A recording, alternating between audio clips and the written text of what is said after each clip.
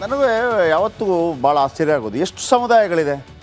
ಒಂದು ಮೂವರು ಕೊಟ್ಟ ತಕ್ಷಣ ಸಮುದಾಯ ನಿಜವಾಗ್ಲೂ ಸಮುದಾಯ ಇಂಪ್ರೂವ್ ಆಗುತ್ತೆ ಅನ್ರಿ. ಮುಖ್ಯ ನನ್ನನ್ನು ಎಮ್ ಎಲ್ ಸಿ ಮಾಡಿ ನನ್ನ ಸಮುದಾಯಕ್ಕೆ, ಅಯ್ಯಪ್ಪ ನಿನ್ನನ್ನು ಎಮ್ ಎಲ್ ಸಿ ಮಾಡಿದರೆ ಆ ಸಮುದಾಯ ಹೆಂಗಪ್ಪ ಇಂಪ್ರೂವ್ ಆಗೋದು? ಸರ್ಕಾರಗಳು ನಿಜವಾಗಿ ಏನು ಮಾಡಬೇಕು, ಆ ಸಮುದಾಯಗಳಿಗೆ ಬೇಕಿರುವಂಥ ವ್ಯವಸ್ಥೆಯನ್ನು, ಅವರ ಜೀವನದ ಮಟ್ಟ ಏರಿಸುವಂಥದ್ದಾಗಬೇಕು. ನೋಡಿ, ನಮ್ಮ ದೇಶದಲ್ಲಿ, ನಮ್ಮ ರಾಜ್ಯದಲ್ಲಿ ಹಲವಾರು ಜಾತಿಗಳಿರ್ಬೋದು, ತುಂಬ ಜಾತಿಗಳಿವೆ. ನಮ್ಮ ಕರ್ಮವೋ ಸರಿನೋ ತಪ್ಪೋ ಅದನ್ನು ಮಾಡ್ಕೊಬಿಟ್ಟಿದ್ದೀವಿ ನಾವು, ಮೇಲ್ವರ್ಗ ಕೆಳವರ್ಗ ಅಂತ ಮಾಡ್ಕೊಂಡ್ಬಿಟ್ಟಿದ್ದೀವಿ. ಇವತ್ತು ಟಿಕೆಟ್ ಮಾರಾಟಗಳು ಅಥವಾ ಟಿಕೆಟ್ ಕೊಡೋದು ಮಾರಾಟ ರೀತಿಯಲ್ಲೇ M L A M L ಸಿಗೆಲ್ಲವೂ ಕೂಡ ಇರಲಿ. ಜಾತಿಯಲ್ಲೂ ಒಂದು ಸ್ಪೆಷಾಲಿಟಿ ಇರುತ್ತೆ. ಏನಂತಂದರೆ ಒಂದು ವಿಧಾನ ಕ್ರಮಗಳಿರುತ್ತೆ. ನಾನು ಅಂದ್ಕೊಂಡಿರೋದು ವಿಧಾನ ಕ್ರಮಗಳಿರುತ್ತೆ. ನಾವು ಯಾವುದೋ ಒಂದು ಫ್ರೆಂಡ್ ಮನೆಗೆ ಮದುವೆಗೆ ಹೋಗಿರ್ತೀವಿ, ಅವ್ರದ್ದಲ್ಲಿ ಮದುವೆಯ ವಿಧಾನ ಒಂದು ಬೇರೆ ಇರ್ತದೆ, ಈ ಜಾತಿಯಲ್ಲಿ ಒಂದು ಬೇರೆ ಇರ್ತದೆ. ಆದರೆ ಯಾವುದೇ ಜಾತಿ ಇರಲಿ, ಆ ಎಲ್ಲ ಜಾತಿಗಳಲ್ಲೂ ಕೂಡ ಅಸಮಾನತೆ ಇರಬಾರ್ದು. ಆ ಜಾತಿ ಮೇಲೆ ಈ ಜಾತಿ ಮೇಲೆ ಅಂಥದ್ದಿರಬಾರ್ದು. ಪ್ರತಿಯೊಂದರಲ್ಲೂ ಕೂಡ ಸಮಾನತೆ ಇರಬೇಕು, ಸಮಬಾಳು ಸಮಪಾಲು ಇರಬೇಕು. ನಾವೇನು ಮಾಡ್ತೀವಿ, ಜಾತಿಯಿಂದ ಮಾತಾಡ್ತಾ ಇರ್ತೀವಿ ಅಷ್ಟೇ. ಅದಲ್ಲ, ಜಾತಿಯ ಕೆಲವು ವಿಶೇಷತೆಗಳಿರುತ್ತೆ. ಈಗ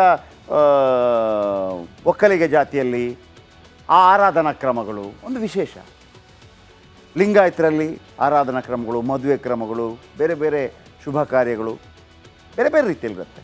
ಬಟ್ಟೆ, ಆಮೇಲೆ ಯಾವುದು ಕುರುಬ ಸಮುದಾಯದಲ್ಲಿ ಆ ಒಂದು ಕಂಬಳಿ ಹಾಕಬೇಕು, ಹೀಗೆಲ್ಲ ಇರ್ತದೆ. ದಲಿತ ಸಮುದಾಯದಲ್ಲಿ ಅದಿರಲಿ. ಆದರೆ ಸಂವಿಧಾನ ಏನು ಹೇಳುತ್ತೆ, ಪ್ರತಿಯೊಬ್ಬರು ಕೂಡ ಸಮಾನರು. ಯಾರು ಕೆಳಗಿದ್ದಾರೆ ಅವರನ್ನು ಎತ್ತಿ ಮೇಲಕ್ಕಿಡಬೇಕು.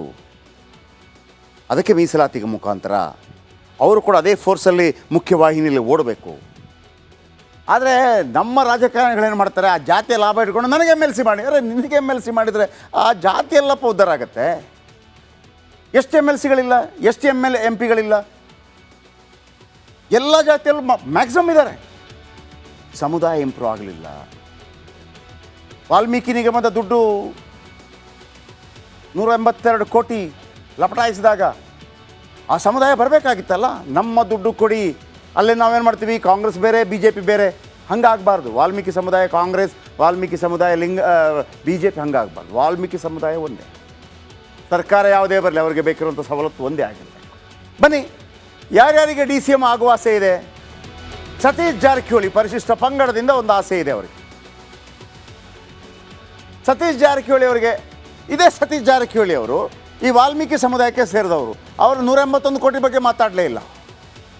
ಈಗ ಇವರನ್ನು ಡಿ ಸಿ ಎಮ್ ಮಾಡಿದರೆ 181 ಕೋಟಿ ಬರುತ್ತಾ, ಆ ಸಮುದಾಯಕ್ಕೆ ಸಿಗತ್ತಾ ನನಗೆ ಗೊತ್ತಿಲ್ಲ. ಇವರ ಆಗ್ರಹ ಹಾಗೆ. ಡಾಕ್ಟರ್ ಜಿ ಪರಮೇಶ್ವರ್ ಇದ್ದಾರೆ, ಮುಖ್ಯಮಂತ್ರಿ ಆಗಬೇಕಾದತ್ತವರು 2013ರಲ್ಲಿ ತಪ್ಪು ಹೋಯಿತು. ಆಲ್ರೆಡಿ ಒಮ್ಮೆ ಉಪಮುಖ್ಯಮಂತ್ರಿ ಆಗಿದ್ದಾರೆ. ಇವರು ಉಪಮುಖ್ಯಮಂತ್ರಿ ಆಗಿದ್ರಲ್ಲ, ದಲಿತ ಸಮುದಾಯ ಮೇಲಕ್ಕೆ ಎದ್ದು ಬಿಡ್ತಾ. ನಾವು ಅವರಿಗಾಗಿ ಯೋಜನೆಗಳನ್ನು ರೂಪಿಸಬೇಕು. ಈಗ ಮಧ್ಯಾಹ್ನದ ಬಿಸಿಯೂಟ ಯೋಜನೆ, ಯಾವುದೇ ಸಂದರ್ಭದಲ್ಲಿ ಆಗಿರಲಿ ಅತ್ಯುತ್ತಮ ಯೋಜನೆ. ಬಡ ಮಕ್ಕಳು ತಿಂದ್ಕೊಳ್ತವೆ, ಊಟ ಮಾಡ್ಕೊಳ್ತವೆ. ಇನ್ನು ಕೆ ಎನ್ ರಾಜಣ್ಣ ಪರಿಶಿಷ್ಟ ಪಂಗಡದವರು, ಜಮೀರ್ ಅಹಮದ್ ಖಾನ್ ಮುಸಲ್ಮಾನ ಸಮುದಾಯ, ಎಚ್ ಸಿ ಮಹದೇವಪ್ಪ ಡಾಕ್ಟರ್, ದಲಿತ ಬಲಗೈ ಎಚ್ ಸಿ ಮಹದೇವ್, ಮುನಿಯಪ್ಪ ದಲಿತ ಬಲಗೈ, ದಲಿತ ಎಡಗೈ, ಎಂ ಬಿ ಪಾಟೀಲ್ ಲಿಂಗಾಯತರು, ಬಸವರಾಜರಾಯ ರೆಡ್ಡಿ ಲಿಂಗಾಯತರು. ಆದರೆ ಇವರೆಲ್ಲ ಹೊಟ್ಟೆ ತುಂಬುದಂಥ ನಾಯಕರುಗಳು. ಯಾವುದೇ ಸಮುದಾಯ ಹೊಟ್ಟೆ ತುಂಬುದ ನಾಯಕರಲ್ವಾ? ಇವರ ಹೊಟ್ಟೆ ಆಲ್ರೆಡಿ ತುಂಬಿರುತ್ತೆ.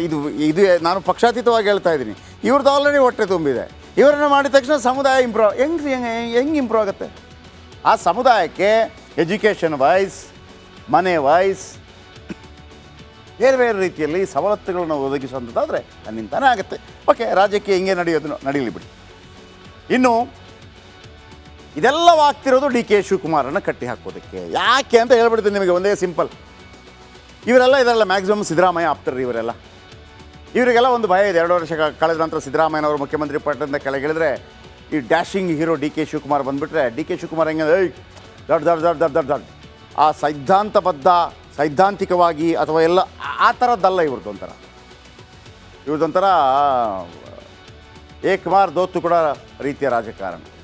ಹಾಗಂತ ಇವರಿಗೆಲ್ಲ ಏನು ಭಯ ಅಂತಂದರೆ ನೋಡಿ, ಪರಮೇಶ್ವರ್ ಇದ್ದಾರೆ, ಆಮೇಲೆ ಎಂ ಬಿ ಪಾಟೀಲ್ ಇದ್ದಾರೆ, ಮಹದೇವಪ್ಪ ಇದ್ದಾರೆ, ಜಮೀರ್ ಅಹಮದ್ ಖಾನ್ ಇದ್ದಾರೆ. ಇವರಿಗೆಲ್ಲ ಹೆಂಗೆ ಅಂತಂದರೆ ಒಂದು ವೇಳೆ ಇವರು ನೇಪಥ್ಯಕ್ಕೆ ಸರಿದ ನಂತರ ಡಿ ಕೆ ಶಿವಕುಮಾರ್ ನಮ್ಮ ಭವಿಷ್ಯ ಏನು, ತಮ್ಮ ತಮ್ಮ ಭವಿಷ್ಯಗಳಿಗೆ ಬೇಕಾಗಿ ಜಾತಿ ಅಷ್ಟೇ. ಇನ್ನು ಡಿ ಕೆ ಶಿವಕುಮಾರ್ ಸುತ್ತ ಹುತ್ತ ಕಟ್ಟಲು ಸಿದ್ದು ಡಿ ಸಿ ಎಂ ದಾಳ ಹೂಡಿದ್ದಾರೆ ಅಂತ. ಸಿದ್ದು ಆಪ್ತರ ಡಿ ಸಿ ಎಂ ದಾಳ ಆಯಿತು. ಡಿ ಸಿ ಎಂ ಸ್ಥಾನ ಕೇಳುತ್ತಿರೋರೆಲ್ಲ ಸಿದ್ದರಾಮಯ್ಯ ಬಣದವರೇ. ಡಿ ಕೆ ಶಿವಕುಮಾರ್ ಬಣಕ್ಕೆ ಮತ್ತಷ್ಟು ಡಿ ಸಿ ಎಂ ಸ್ಥಾನ ಬೇಡ, 3-4 ಡಿ ಸಿ ಎಂ ಮಾಡಿದರೆ ಆ ಸ್ಥಾನಕ್ಕೆ ಗೌರವ ಇರಲ್ಲ, ಹೆಚ್ಚುವರಿ ಡಿ ಸಿ ಎಂ ಮಾಡಿದರೆ ನಾನು ಆ ಪಟ್ಟದಲ್ಲಿ. ಈಗ ಇಷ್ಟೆಲ್ಲ ಹೇಳಾಗ ಡಿ ಕೆ ಏನು ಮಾಡ್ತಾರೆ, ಯಾವುದೇ ಕಾರಣಕ್ಕೆ ಹೆಚ್ಚುವರಿ ಡಿ ಸಿ ಎಮ್ಗಳ ನೇಮಕ ಬೇಡ ಅಂದರೆ ಇವರನ್ನು ವೀಕ್ ಮಾಡುವಂಥ ಪ್ರಯತ್ನ ಅಂತೇಳಿ ಡಿ ಕೆ ಶಿವಕುಮಾರ್ ಅಂದ್ಕೊಂಡಿದ್ದಾರೆ. ಯಾವುದೇ ಕಾರಣಕ್ಕೂ ಹೆಚ್ಚುವರಿ ಡಿ ಸಿ ಎಮ್ಗಳ ನೇಮಕ ಬೇಡ, ಒಂದು ವೇಳೆ ಸಿ ಎಂ ಮಾತು ಕೇಳಿ ಡಿ ಸಿ ಎಂ ನೇಮಕ ಮಾಡಿದರೆ ನನ್ನನ್ನು ಬಿಟ್ಬಿಡಿ ಅಂತ ಆಲ್ರೆಡಿ ಹೇಳಿದರು. ಚುನಾವಣೆಗೆ ಮುನ್ನ ಹೈಕಮಾಂಡ್ಗೆ ಹೇಳಿದರು D C M D K she, ನಾನು ಆಗಲ್ಲ, ನಾನು ಆ ಥರ ಮಾಡುವಂಥ ಛಾತಿ ಕೂಡ ಇದೆ. ಈಗ ಡಿ ಸಿ ಎಂ ಕೂಗು ಬರ್ತಿರೋದು ಒಂದೇ ಕಾರಣಕ್ಕೆ, ನಾಳೆ ಮುಖ್ಯಮಂತ್ರಿ ಸಿದ್ದರಾಮಯ್ಯನವರು ಅಖಾಡದಿಂದ ಹೊರಗೋದ್ರೆ ಅವರ ಆಪ್ತರು ಅನ್ನಿಸ್ಕೊಂಡವರ ಭವಿಷ್ಯ ಏನು, ಹಾಗಾಗಿ ಒಂದು ಜಾತಿಗೊಂದು ಬೇಕು ಅಂತೇಳಿ. ಸೊ ಡಿ ಸಿ ಎಂ ಅದಕ್ಕೆ ಸುತರಾಮ್ ಒಪ್ತಾ ಇಲ್ಲ, ಒಂದು ವೇಳೆ ಮಾಡಿದರೆ ನಾನಿಲ್ಲ ಅಂತ.